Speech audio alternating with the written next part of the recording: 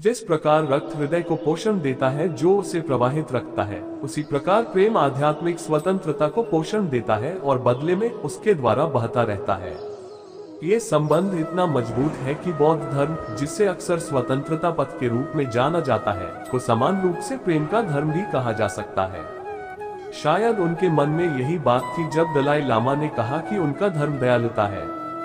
बुद्ध के लिए प्रेम पूर्ण आध्यात्मिक मुक्ति का एक मार्ग है।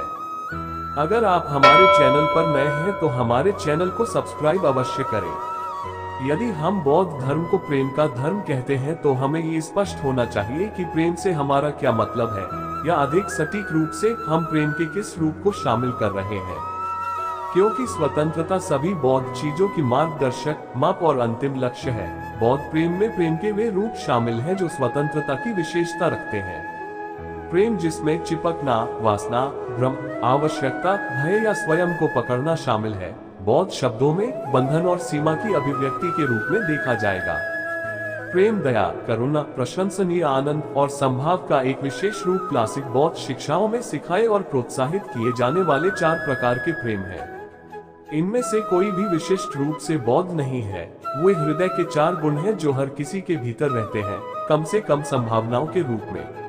प्रेम के 4 रूपों के बारे में शिक्षाएं बुद्ध से पहले भारत में मौजूद थी। वे भारतीय आध्यात्मिक दुनिया के लिए सामान्य तत्व थे जिन्हें उन्होंने अपनी अभ्यास प्रणाली में शामिल किया। जबकि बौद्ध धर्म प्रेम के बिना अस्तित्व में नहीं रह सकता है, यह महसूस करना सहायक हो सकता है कि प्रेम बौद्ध धर्म के अलावा भी खुशी से अस्तित्व में रह सकता है। इन 4 प्रेमों के तरीकों को सीखने के लिए किसी को बौद्ध बनने की आवश्यकता नहीं है। इसके लिए केवल जन्मजात क्षमताओं को विकसित करने की इच्छा की आवश्यकता है। प्यार को संयोग पर छोड़ने की जरूरत नहीं है। ये प्यार में पढ़ने का मामला नहीं होना चाहिए, न ही इसे किसी भी डिग्री या आवृत्ति में स्वीकार किया जाना चाहिए। बौद्ध परंपरा ने प्रेम करने की हमारी क्षमता को विकसित करने के लिए प्रथाओं और प्रतिबिंबों की एक श्रृंखला विकसित की है। एक बंद दरवाजे के पीछे खजाने की तरह हम वह चाबी ढूंढ सकते हैं जो हमें प्यार का दरवाजा खोलने की अनुमति देती है। मांसपेशियों की तरह प्यार को अभ्यास के माध्यम से मजबूत किया जा सकता है। अपने सबसे विकसित रूपों में 4 प्रकार के प्रेम हमारे भीतर से चमकने वाली एक असीम चमक बन सकते हैं। इस प्रकार प्रेम हमारी ओर से सभी प्राणियों के प्रति समान रूप से प्रवाहित हो सकता है, या ये किसी की ओर निर्देशित किए बिना स्वतंत्र रूप से चमक सकता है। असीम होने पर किसी विशेष वस्तु के बिना प्रेम को बौद्ध धर्म में मुक्ति के रूप में मान्यता दी गई है। केवल तभी मुक्त होना जब चीजें सुखद हो, वास्तविक मुक्ति नहीं है। इसी प्रकार केवल अनुकूलतम परिस्थितियों में प्रेम करना वास्तविक प्रेम नहीं है।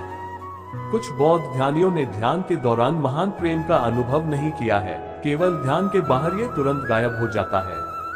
अमूर्त रूप में सभी प्राणियों से प्रेम करना आसान हो सकता है, लेकिन जब हमें उनके साथ रहना हो तो ऐसा करना एक बड़ी चुनौती हो सकती है। प्यार करना एक बात है और उस प्यार को दैनिक जीवन में व्यक्त करना दूसरी बात है। सबसे पुरस्कृत आध्यात्मिक प्रथाओं में से एक है अपने जीवन के सभी पहलुओं और हमारे संपर्क में आने वाले सभी लोगों में प्यार लाने की क्षमता विकसित करना।